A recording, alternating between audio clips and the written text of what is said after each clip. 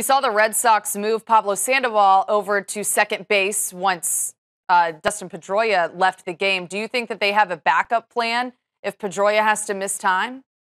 Well, Brock Holt is still in the mix there as well, and so certainly could factor in. I don't think you're going to see Pablo Sandoval there a lot. I think they just kind of got caught into the game situation and had to mix and match and move.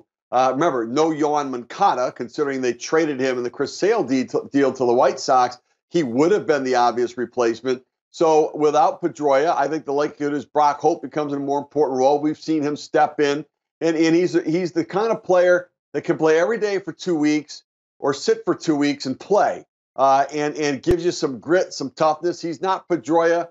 He never necessarily replaces exactly the player who's there, but there is some part of his toughness that he brings that adds to that element of the team. So I would suspect that Brock Holt becomes the most immediate and obvious replacement.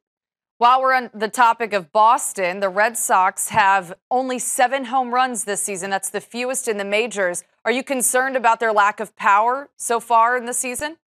Yeah, think about that. Eric Thames of the Milwaukee Brewers has more home runs than the Red Sox have as a team, which is amazing.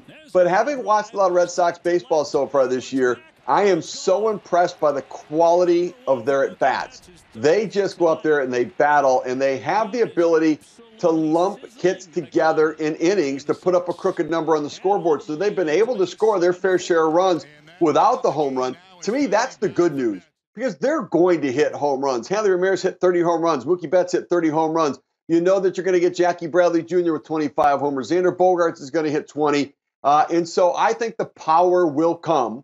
And it will come at the right time when maybe they're not manufacturing the way. Andrew Benintendi is going to hit 25 home runs.